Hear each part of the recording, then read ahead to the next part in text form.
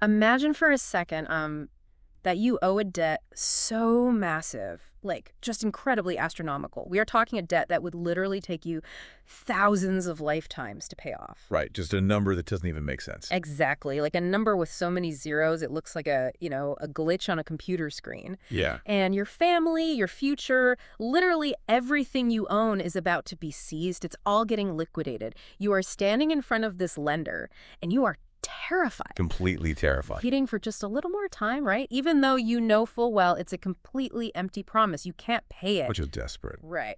And then the lender just looks at you, looks down at the ledger, and he simply tears up the check, rips it to shreds. Oh, well. The debt is just gone, zeroed out. I mean, how would you walk out of that room? You'd think you would walk out floating on air, right? Yeah, completely transformed, radiating generosity to every single person you meet. But I mean, human nature is messy. Yeah. We are infinitely more complex than that, and honestly, often profoundly disappointing.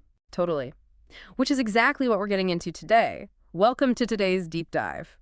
We are zeroing in on exactly that friction. It's such a universal friction, too. It really is. We are looking at why forgiveness is just radically difficult, like what it actually looks like in practice and how it shapes entire communities. Because there's this massive gap between the grace we want and the grace we actually give to the person who, cuts us off in traffic. Or the coworker who steals your idea. Exactly. We love the concept of total forgiveness when we're the ones in the hot seat.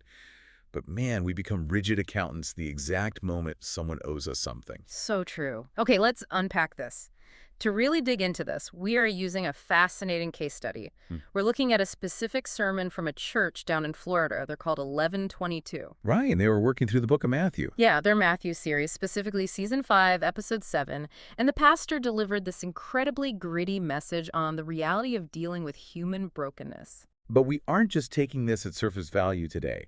We are pulling from a lot of different sources to really build this out. Yeah, we are unpacking the ancient world they're referencing. We've got sources on the linguistics of first century Greek, the mechanics of ancient Roman debt law. Which is terrifying, by the way. Yeah, absolutely brutal. We will get to that. Plus, we have writings from early church historians like St. John Chrysostom, and even some wild stuff about the economic theories that shaped the U.S. Constitution. I mean, it is a massive scope, but it all anchors back to this one fundamental problem, right? How do human beings live together without destroying each other with resentment? Because when you look at the context of that 1122 message, it wasn't just, delivered in a vacuum. No, not at all. It was spoken to a specific community dealing with massive logistical and relational pressure. Let's actually bring you, the listener, right into that room for a second. Set the scene. Picture a vibrant, loud, massive community that is practically bursting at the seams. During the announcements of this very service, they are talking about sending 2,300 students to summer camp. That is just insane, the logistics of that. Right. Try to wrap your head around that. The buses alone, the liability waivers, the volunteers. It's a nightmare. And on top of that, they announced they are launching a brand new service at 5:22 p.m. on Thursdays just to make space for more people, because they explicitly call themselves a movement for all people. And sociologically speaking, when an organization scales that quickly and when it actively recruits from every possible demographic, you are inevitably inviting chaos. You really are. A movement for all people means bringing together diverse socioeconomic backgrounds, opposing political views, different personalities, and everyone brings their own emotional baggage. So friction is just guaranteed. You cannot have a true community without friction. The question a community of that scale faces isn't whether people will hurt each other. Statistically, it is an absolute certainty they will. The existential question is how they process that hurt. How do they deal with moral failure and conflict without the entire social fabric just tearing apart? And that's where the pastor of 1122 goes straight to the structural layout of Matthew chapter 18. He actually calls it one of the most practical yet misunderstood chapters in the entire text. It really is a masterclass on the anatomy of sin and conflict. So let's walk through the blueprint he lays out. He starts with verses 7 through 9, which, Focus entirely on the individual. The personal level. Yeah, what do you do when you are personally tempted? And the language Jesus uses here is violently intense. He talks about like plucking out your eye or cutting off your hand if it causes you to stumble. Very visceral. Extremely. And to drive this home, the pastor quotes the 17th century Puritan writer named John Owen. The quote is, "You need to be killing sin or it'll be killing you." It is a demand for absolute zero tolerance, but applied strictly to the self. Right. I mean, the metaphors of amputation and self-mutilation, those are hyperbole.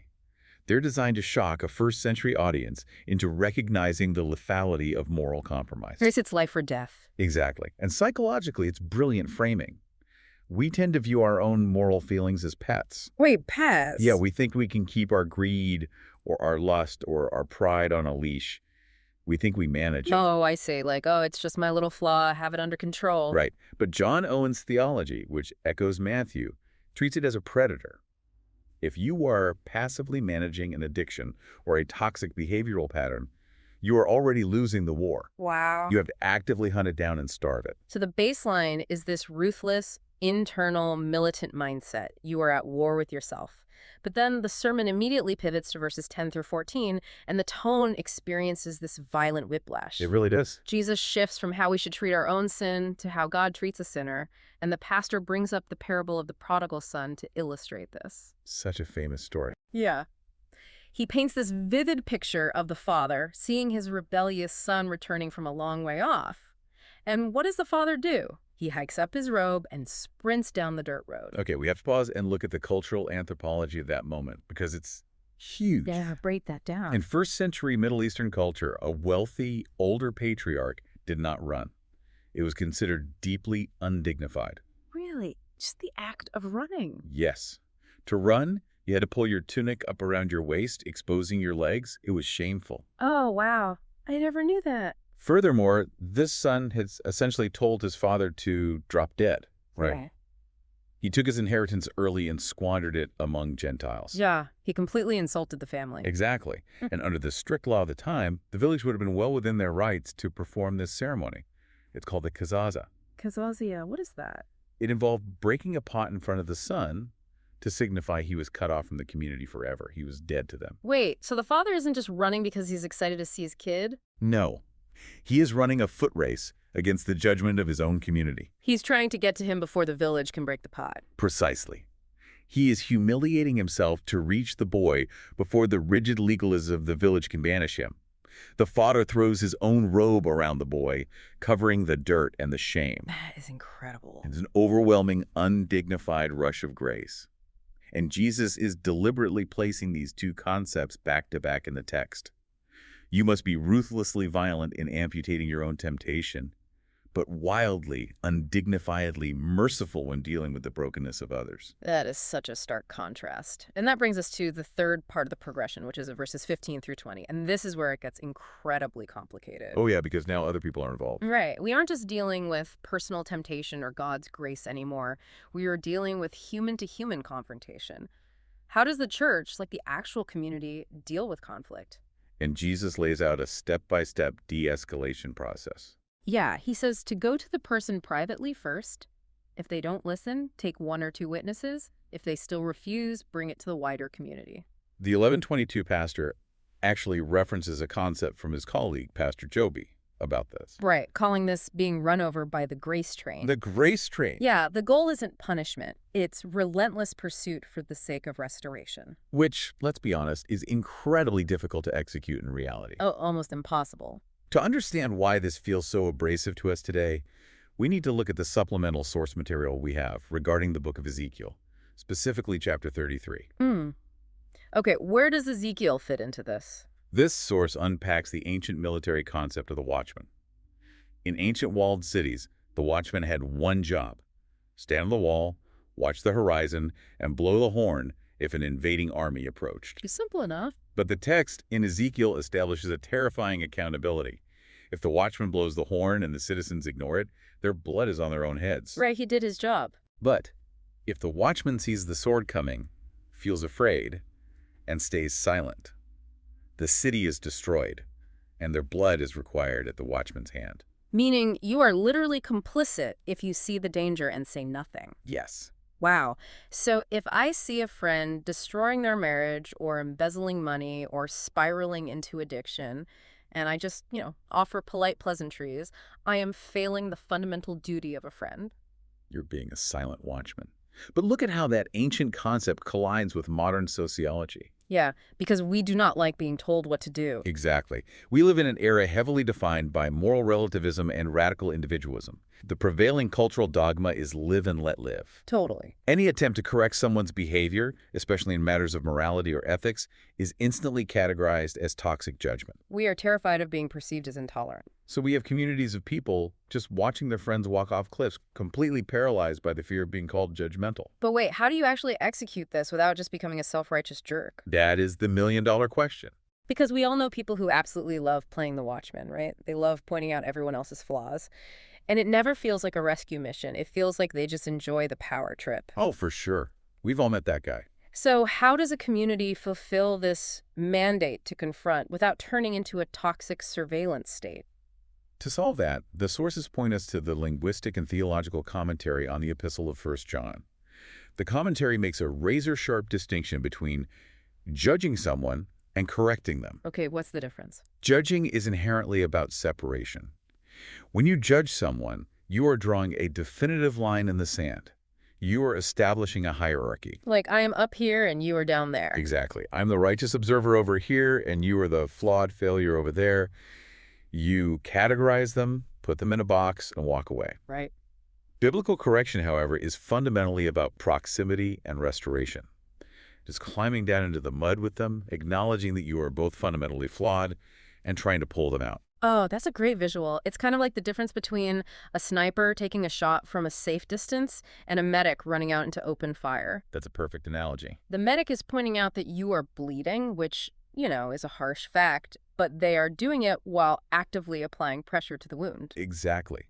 And the 1 John commentary provides a crucial theological framework to keep that medic humble.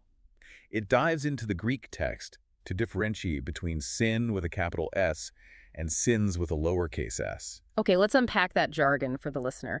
What is the difference between positional capital S sin and practical lowercase s sin? Think of it like a medical diagnosis. Yeah. Capital S sin is the underlying genetic disease. It is the singular positional state of being separated from God. It's the inherent brokenness of the human condition. Okay. When someone enters the Christian faith, that underlying disease is structurally cured by grace. Their position changes from condemned to justified. The disease is gone. Right. However, the lowercase sins, plural, are the daily practical symptom. Yeah. See. A cured patient might still have a cough or lingering fatigue or just bad habits they formed while they were sick. So even if your status is clean, your behavior is still catching up. Yes. And understanding this distinction is the only way a community survives Matthew 18. When you have to confront someone, you aren't confronting them from a pedestal of flawless health. You're not the perfect doctor. No. You are approaching them as someone who also still exhibits the symptoms of lowercase sins. You are just a fellow patient pointing out that they missed a dose of their medicine.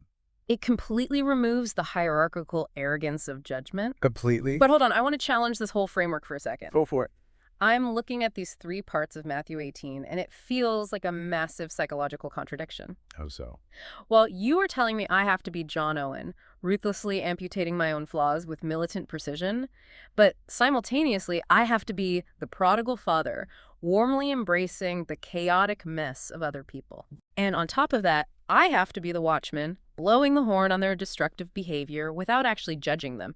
I mean, how does a normal person or a church of thousands of people not just fracture under that kind of cognitive dissonance? It's a lot to hold at once. You can't be a strict, no-nonsense bouncer at the door and the warm, welcoming host of the party at the exact same time. It doesn't work. You're right. You Yeah. can't. Not if you're operating on a traditional human framework of behavioral management. Okay.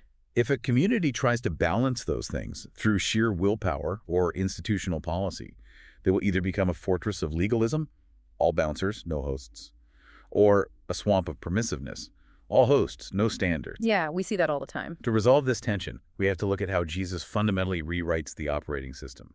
And to do that, our sources bridge us back earlier in the text to the Sermon on the Mount in Matthew chapter 5. Okay, going back a bit. Jesus solves the contradiction by moving the target completely. He shifts the entire focus from outward behavioral compliance to the invisible inward reality of the heart. Because if the standard is just outward rules, humans are masters at faking it. We are so good at faking it. You can follow every rule in the employee handbook, never raise your voice, and still be an absolutely toxic presence in the office. Exactly. And these supplemental sources from Redeemer Church and Hillsdale Free Methodist Church really illuminate this shift. They focus on Jesus' teaching about murder without knives. Murder without knives. That sounds like a true crime podcast. It's intense. Jesus takes the most universally agreed upon ancient commandment, you shall not murder, and he completely destabilizes it. How so? He essentially tells his audience, you feel morally superior because you haven't physically stabbed anyone today. I tell you that anyone who harbors anger, bitterness, or contempt against their brother is liable to the exact same cosmic judgment. Wow. He equates the silent, internal emotion of resentment with the physical act of homicide. It is a terrifying escalation of the law. Yeah. If you try to achieve that standard through sheer willpower, you will be crushed by it. Yeah, because we all get angry. But Jesus is acting as a master diagnostician. He is exposing the root mechanics of human destruction. Right. Murder doesn't happen in a vacuum. Right. It is the final physical manifestation of a seed of contempt that was planted and nurtured in the heart long before a weapon was ever drawn. So by targeting the anger and contempt, Jesus is attacking the disease at a cellular level, not just managing the late-stage symptoms. Precisely. Mm. He is saying that in his kingdom, mere outward civility is vastly insufficient. And he doesn't just leave it as a philosophical idea either. He gives this hyper-specific, incredibly disruptive command. Yes. He says, if you are at the altar offering your gift to God, and you suddenly remember that your brother has something against you, you are supposed to stop. Stop right there. Leave the gift, walk away, and go reconcile with your brother first. And let's just think about the mechanics of first-century temple worship for a second, because this isn't just dropping a $20 bill in an offering plate. No, it was a massive ordeal. Right. You have traveled for days. You have purchased a spotless animal. You are standing in the massive courts of the temple in Jerusalem. You can smell the incense and the blood. The priests are doing their intricate, sacred duties. It is the pinnacle of religious devotion. It's a huge deal. And Jesus says, if you realize there is unresolved conflict between you and your neighbor, drop the sheep. Drop it. Stop the liturgy. Turn your back on the altar of God himself. Walk out of the temple and go find the person you are angry with. He is literally stating that human reconciliation takes absolute precedence over formal religious ritual. Because to Jesus, they are inextricably linked. How can you offer genuine worship to the Creator while simultaneously harboring hatred for the Creator's image bearer? That is a powerful way to put it. From a theological and sociological perspective, every human being possesses inherent, undeniable dignity because they reflect the divine image.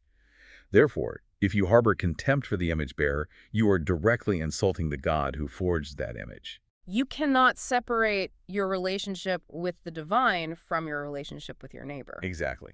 Contempt is essentially looking at someone and determining they have zero value. It is the complete withdrawal of dignity. And that is the exact strategy of the accuser. The sources discuss the role of Satan not in like a cartoonish sense with a pitchfork, but as a prosecuting attorney whose primary objective is dehumanization. That's his whole goal. The accuser wants to whisper that human beings are nothing more than the sum total of their worst mistakes. When we harbor anger, when we refuse to forgive, we are actively agreeing with the accuser. We are participating in the dehumanization of another person. Yes, exactly. Conversely, when we pursue reconciliation, when we leave the altar and do the hard work of making peace, we are staging a direct act of rebellion against that dehumanizing force. I love that framing. Active rebellion. I want to use an analogy here because looking at what Jesus is doing in the Sermon on the Mount, it's exactly like a car dashboard. Okay, let's hear it. Your anger, your resentment, that boiling feeling in your chest when someone wrongs you, that is just the check engine light flashing on the dashboard. Right. The religious elite of the first century, the Pharisees, were basically taking black electrical tape and putting it over the check engine light. Out of sight, out of mind. Right. They're saying, look, I haven't killed anyone. My hands are clean. My outward obedience is perfect. But Jesus is saying, putting tape over the light doesn't fix the engine. Eventually, the car is going to seize up and burst into flames on the highway. It's inevitable. You have to open the hood. The anger is just the electrical signal. The unreconciled heart is the mechanical failure. That framing perfectly resolves the tension you brought up earlier. The bouncer versus the host. Exactly. When you finally open the hood of your own life and realize how fundamentally broken your own engine is, when you see the sheer volume of contempt, pride, and selfishness rattling around in your own heart, it absolutely obliterates your pride. You can't be arrogant when your engine is smoking. Right. You cannot be a self-righteous bouncer at the door of the community when you know that, by all rights, your own engine should have been sent to the scrapyard years ago. Wow. The militant strictness of John Owen is applied to your own internal maintenance. You refuse to let the anger fester. But the grace of the prodigal father is extended to the other person because you recognize they are just a broken-down car on the side of the road, exactly like you. Man. So we are commanded to look under the hood, to recognize the image of God in people, and to drop our religious rituals to go make peace. That is a beautiful poetic theory. It is. But, and this is a big but, what happens when the offense isn't just a minor slight? Right, the real-world test. What happens when the check engine light is flashing because someone took a sledgehammer to your engine block? We are talking about deep betrayal, abuse, financial ruin, or infidelity. The unforgivable stuff. Yeah. This brings us right back to the anchor text of the 11:22 sermon. Because Peter, one of Jesus' closest followers, asks this exact pragmatic question. He asks, Lord, how many times shall I forgive my brother or his sister who sins against me? Up to 7 times. And we really have to give Peter some credit here. Oh, for sure. The rabbinic tradition of the day taught that you should forgive an offender 3 times. By the 4th offense, you were legally and morally justified in cutting them off. 3 strikes and you're out. Literally. Oh. So Peter, looking at Jesus' radical teachings, decides to double the cultural standard and add 1 for good measure. He offers 7. He is fully expecting a gold star for his magnanimity. Look how generous I am. Exactly. And Jesus responds by dropping an absolute bombshell. He says, I tell you, not 7 times, but 77 times, or 70 times 7, depending on the translation. Basically, infinity. He is essentially telling Peter to throw the calculator away, stop counting. And to demonstrate why, Jesus launches into the parable of the unmerciful servant. This is the emotional sledgehammer of the 11:22 message. Oh, absolutely. But to truly feel the weight of it, we have to rely on the Bible Project source to break down the sheer mathematics of the story, because it's mind-blowing. The math is intentionally absurd. Jesus tells a story of a servant brought before a king to settle accounts. This servant owes the king 10,000 talents. 10,000 talents. To understand this in first-century economic terms, 1 talent was roughly equivalent to 6,000 denarii. A denarius was the standard wage for 1 day of manual labor. So 10,000 talents is 60 million denarii. 60 million. 60 million days' wages. Let me do the math on that for a second. Yeah. If you worked every single day with no weekends off, that is over 164,000 years of labor. Right. It's a number so large it's comical. It would be like a middle schooler owing the federal government $3 trillion.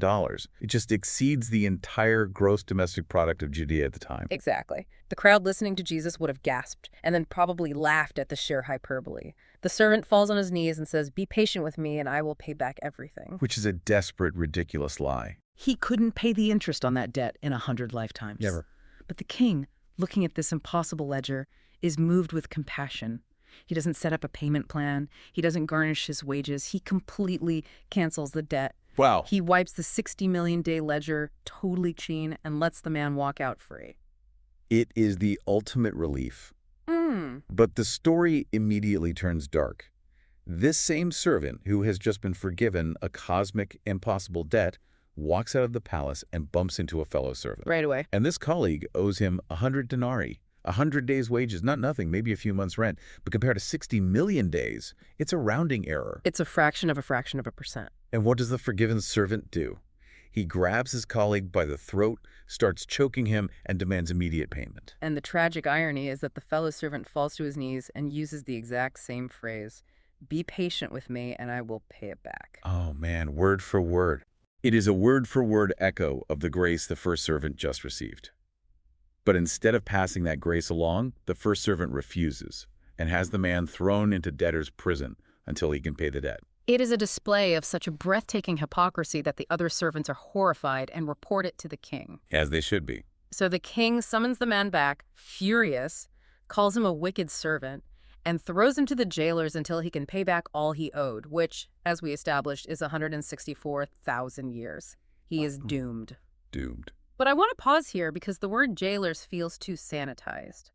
The McClintock and Strong Biblical Cyclopedia source unpacks the actual Greek word used in Matthew 18.34. The word is basinistas. Yes, and translating it as jailer or guard entirely misses the terror of the ancient world.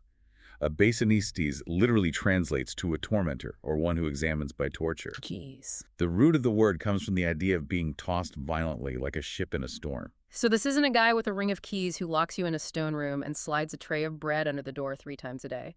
Not even close. Ancient debtors' prisons were not correctional facilities meant for rehabilitation. The basinists were legally authorized, state-sanctioned extortionists. Wait, really? State sanctioned? Yes.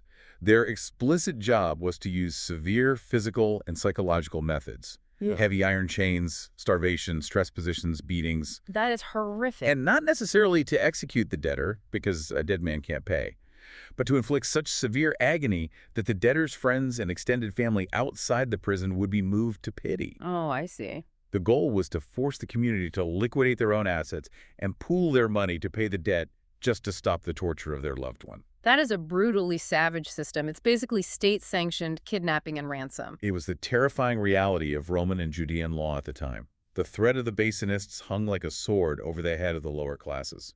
So when Jesus tells this parable, he is tapping into the deepest socioeconomic fears of his audience. Oh, absolutely. When you understand the sheer cruelty of the basinists, the king's initial act of canceling the 60 million day debt becomes almost incomprehensibly merciful. He didn't just balance a spreadsheet, he rescued that man from a literal nightmare of torture. Which makes the servant's decision to unleash that exact same nightmare on his colleague over 100 days' wages absolutely sociopathic. That historical context completely shifts the framing. It's no longer just a nice moral story about sharing. It's a story about being pulled off the rack, having your life handed back to you, and then turning around and turning the screws on your neighbor because they owe you $1. Exactly. This ties directly into an observation from the pastoral pondering source regarding the Lord's Prayer. Depending on your church tradition, you might pray, "Forgive us our trespasses," or you might pray, "Forgive us our debts." Right. The wording varies. And linguistically, the psychology between those two words is vastly different. A trespass feels spatial. It feels like a boundary issue. I accidentally stepped on your lawn. It was a moral oopsie. It's a casual. But a debt is an active, undeniable ledger. It means a transaction occurred, a deficit was created, and someone owes blood, sweat, or capital to balance the books. A debt implies a rigid accounting of justice. The books must balance. If you owe a debt, someone has to absorb the cost of that deficit. So if we follow the logic of the parable, Jesus is explicitly stating that our moral failures, our sins against God, are not just spatial trespasses. They constitute an active 60 million day ledger that we are entirely incapable of balancing. We can't pay it. We are completely spiritually bankrupt and rightfully facing the basinists. But the cross, the central mechanism of Christian theology, is God looking at that impossible ledger and choosing to absorb the cosmic cost himself. He zeroes out the account. That's the core message. So the confrontation Jesus is forcing on us is this.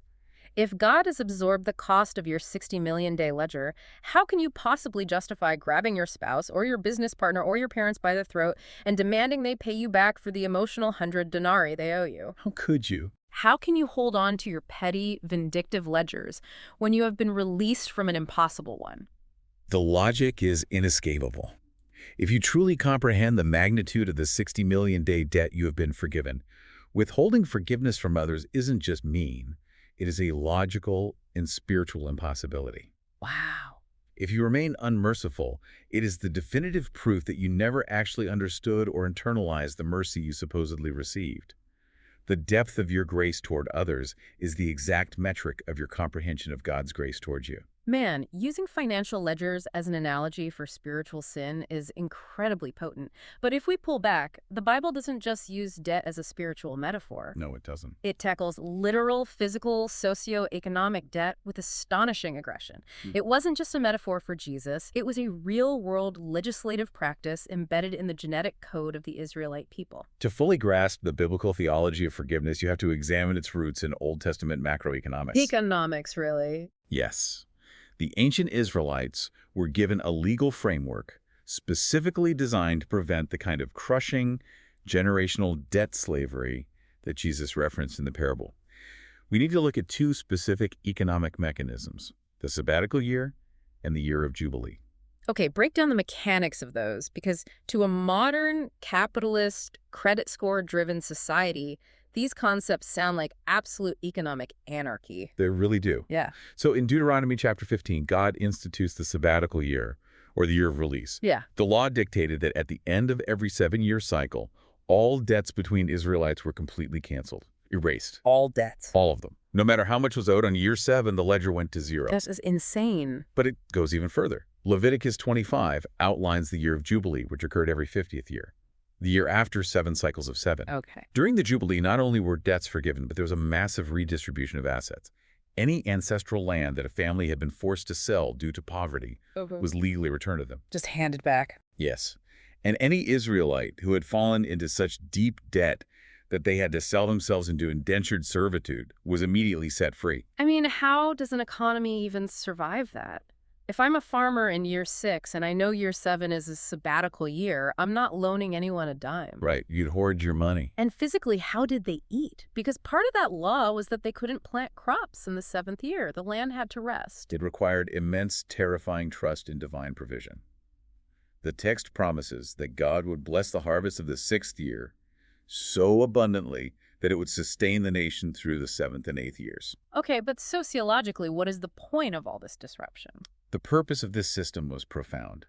It was a divine safeguard against the creation of a permanent underclass and a landed aristocracy. In most ancient cultures, wealth inexorably accumulated into the hands of a few elites, while the masses were driven into permanent slavery. We still see that pattern today. Exactly. The sabbatical and Jubilee years acted as a societal reset button. God was legislating that the economy would not be the ultimate dictator of human destiny. Capital and commerce must periodically bow to mercy and human restoration. A literal national reset button. It's almost impossible to imagine that today. Can you imagine? Imagine a federal law where every 7 years, all mortgages, student loans, and credit card debt are just wiped clean by the government. The stock market would vaporize. It would completely implode. But what's genuinely shocking is that this ancient biblical concept of the reset button actually jumped across the centuries and heavily influenced the founding documents of the modern financial system. This is where theological history intersects with modern law in a fascinating way. We can look at the source material regarding Cameron bankruptcy law and the framing of the United States Constitution. The U.S. Constitution. Yes. The men who drafted the Constitution, figures like Alexander Hamilton and James Madison, they were deeply pragmatic students of history and economics. When they looked across the Atlantic at Europe, they saw a deeply broken system. They saw the horrors of places like the Fleet Prison in London, which was a notorious debtor's prison. So they saw societies operating with the spirit of the Bosonists. Exactly. In Europe, if a merchant ship sank in a storm and he lost his cargo, he couldn't pay his creditors. Right, through no fault of his own. Right. And he was thrown into a squalid prison indefinitely. He couldn't work to earn the money to pay the debt, his family was driven into the streets, and the society lost a productive citizen. It was an endless cycle of misery that produced zero economic benefit and immense human suffering. It's an economic dead end, and early America couldn't afford dead ends. We were a fragile, emerging republic. The framers understood that for a new nation to survive and thrive, it required a culture of entrepreneurship, risk-taking, and innovation. Yeah, you need people to take swings. But no rational person will take an economic risk, like starting a business or funding a voyage, if failure results in permanent imprisonment and the destruction of their lineage. I certainly wouldn't. So drawing heavily on the biblical principles of mercy, debt release, and societal restoration, they embedded a radical solution directly into the founding architecture of the country. Article 1, Section 8, Clause 4 of the U.S. Constitution explicitly grants Congress the power to establish uniform laws on the subject of bankruptcies. They hardwired a jubilee into the Constitution. They absolutely did. They recognized that while honoring contracts and paying debts is vital for commerce, there must be a legal mechanism for a fresh start when a debt burden becomes catastrophic and unpayable. Wow. The Bankruptcy Code is essentially a secular translation of grace. It allows individuals and businesses who are drowning to declare that the ledger is impossible, to discharge those debts, to get back on their feet, and to re-enter the economy as productive living citizens. That is amazing. It is a legal framework built on the profound biblical premise that a human life is infinitely more valuable than an unpayable ledger. If we look at the legal process of declaring bankruptcy through this historical lens, it is an incredibly profound parallel to the Christian gospel. Oh, totally. Bankruptcy is a legal proceeding where a judge looks at a financial debt you could never, ever repay in your lifetime, bangs a gavel, and forgives it. It allows you to walk out of the courtroom, breathing free air, able to re-enter the economic life of your community. It's a fresh start. And structurally, that is exactly what the cross represents in Christian theology. Yeah. The cross is the ultimate cosmic bankruptcy proceeding. We bring a spiritual ledger that is millions of days in the red. The judge absorbs the cost, discharges the debt, wipes the ledger clean, and allows us to re-enter communion with God and with our fellow humans. Both systems, the legal and the spiritual, acknowledge a fundamental truth about the human condition. When a burden becomes too immense, strict, rigid adherence to the letter of the law destroys life. Grace, whether in a courtroom or on a cross, is the only mechanism that restores it. We have covered a massive amount of conceptual ground today. I mean, we have looked at the impossible mathematics of the 60 million day debt. The 164,000 years. Yes. We've explored the terrifying history of the Bessonists and the torture of the ancient world. We've traced the macroeconomics of forgiveness from the fields of ancient Israel to the drafting table of the U.S. Constitution. It's a huge journey. But, abstract theology and history are useless if they don't change how we live on a Tuesday morning. We have to bring all of this out of the clouds and land it right in the middle of our daily relationships. It has to be practical. How does this massive grace actually operate in our marriages, our families, and our workplaces? We have to return to the specific mandate of the 1122 Church. How do you sustain a movement for all people? Because you can have the best lights, the best music, and the best summer camps, but if your people are secretly holding grudges and quietly cutting each other off, the movement will rot from the inside out. That is the ultimate practical test.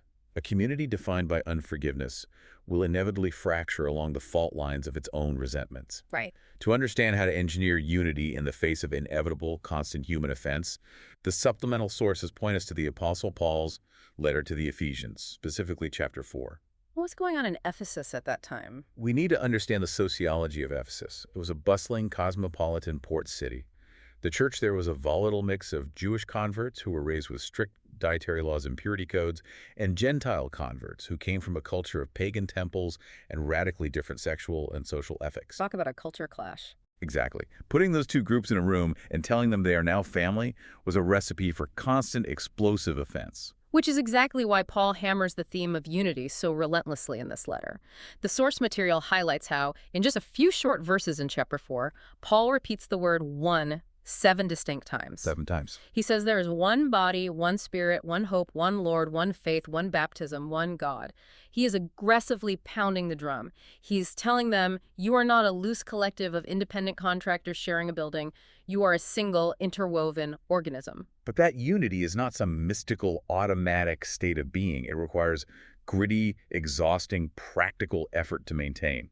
Paul gives them the mechanism for survival in Ephesians 4.32. What does he say? He commands, be kind to one another, tender-hearted, forgiving one another, just as God in Christ forgave you. There's the standard again. It always loops back, just as God in Christ forgave you, the 60 million day debt.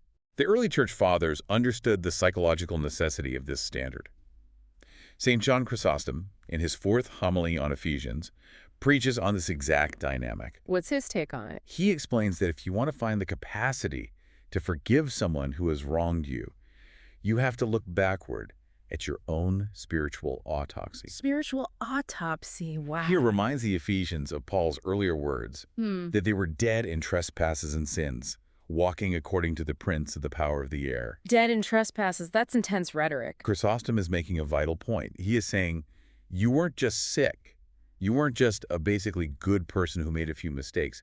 Spiritually speaking, you were a corpse. A literal corpse. You were lifeless, rotting, and entirely enslaved to the accuser.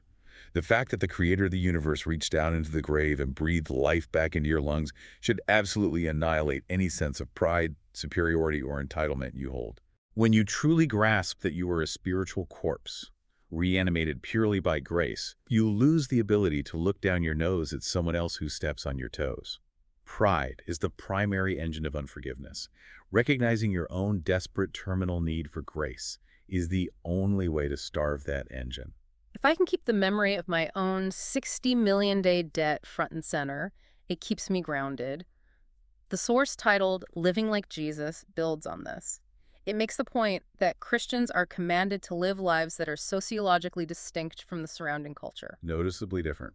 The text says that God distributes specific spiritual gifts like teaching, leading, prophesying, encouraging for a very specific architectural purpose, to equip the saints and to knit the body together. Knit the body together. I love that. And here is where the mechanics of resentment are so destructive. Think about the physical act of knitting. You are taking individual threads and binding them together to create a fabric that is strong enough to withstand the elements. Right. You cannot be knit together with a person if you are simultaneously harboring bitterness against them. The psychology of unforgiveness acts like a pair of scissors. That's a great image. Every time you hold on to a slight, every time you rehearse a grudge in the shower, every time you give someone the silent treatment, you are actively snipping the threads that the spirit is trying to weave. It's a profound structural reality. Yeah. Forgiveness is not just an internal therapeutic exercise for your own personal peace of mind. It is a load-bearing pillar for the structural integrity of the entire community. Yes. When you refuse to forgive, you aren't just hurting yourself and the offender, you are actively undermining the health of the entire body. You are creating a tear in the fabric that weakens the whole movement. And this brings us to the climax of the 11:22 sermon. The pastor does not let his congregation walk out the doors with just a pleasant theological buzz. He doesn't let them off the hook. No, he doesn't let them keep it in the abstract. He lands the plane right in the middle of their messy lives. At the end of the service, he celebrates that 20 people have surrendered their lives to Jesus. He invites the crowd to physically interact with the moment by texting the word surrender to a number on the screen. A tangible action. But then he issues this incredibly direct, unavoidably practical challenge. He looks at this massive room of people and says, if there is someone in your life you need to make things right with, do not wait.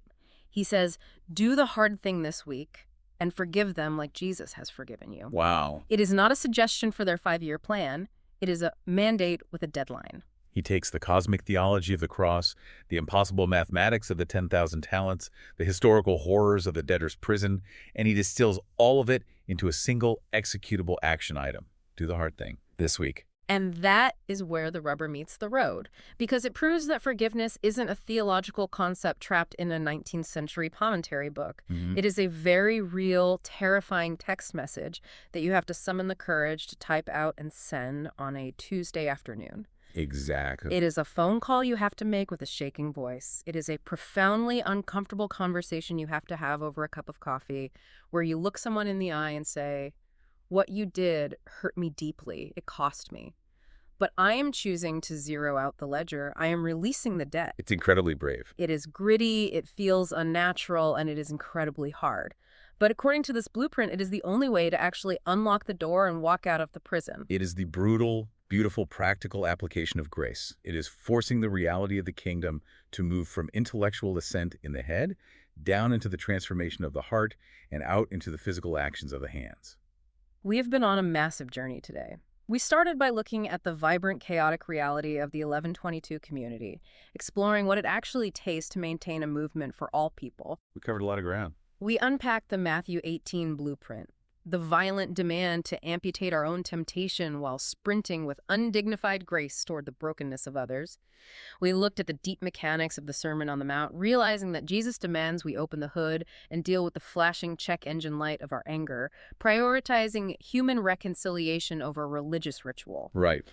We stared at the impossible math of the 60 million day debt and shuddered at the historical reality of the Basanists, those ancient tormentors who extorted families through agony. We traced the macroeconomics of mercy from the sabbatical and jubilee years of ancient Israel all the way to the drafting of the U.S. Constitution and the legal grace of modern bankruptcy. It's all connected. And finally, we brought it back to the ground level of Ephesians 4, the call to remember that we were spiritual corpses brought back to life, and the gritty Tuesday afternoon reality of actually sending the text message to release someone's debt. It's a lot to process. It is. But as we close this deep dive, I want to leave you, our listener, with one final provocative thought. It's an idea pulled from the very margins of our research sources today. There was a brief mention in the notes regarding Psalm 51 and a psychological concept known as perpetration trauma. That's a heavy concept. We have spent this entire hour talking about the struggle of confronting others, the pain of being wronged, and the immense heroic difficulty of extending forgiveness to the people who have hurt us. Right. But what if the person who is the absolute hardest to forgive is actually yourself? Wow. Yeah. Let's look at Psalm 51. King David writes this after he's committed adultery and essentially ordered a mafia-style hit on a loyal soldier to cover it up. Just terrible things. He is crushed by what psychologists today call perpetration trauma, the profound, shattering moral injury you sustain not from being a victim, but from being the monster. From realizing that you are the one who caused catastrophic harm. David is drowning in the guilt of his own actions, trapped by a reality that he cannot undo the devastation he caused. That is a dark place to be. What if you were carrying that kind of weight? A massive failure, a deep regret, a betrayal you committed that you feel has permanently defined your identity. Yeah. We talked earlier about the accuser, the prosecuting attorney who wants to dehumanize us. Right. What if the accuser isn't just whispering that your neighbor is worthless? What if the accuser is screaming in your own ear every time you look in the mirror that you are beyond repair, that your ledger is too deep in the red? That's a terrifying thought. If the king of the universe has looked at your 60 million day debt, absorbed the cosmic cost, ripped the ledger to shreds, and flat out refused to hand you over to the tormentors, who are you to keep holding yourself hostage in a prison cell that God has already unlocked? You gotta... Who are you to demand ongoing payment on a ledger that the creator of the cosmos has already stamped, paid in full? That is a powerful question to end on. Thank you so much for joining us on this deep dive. We hope this conversation has challenged your assumptions, provided you with some deep historical context, and given you the tools to examine the ledgers in your own life.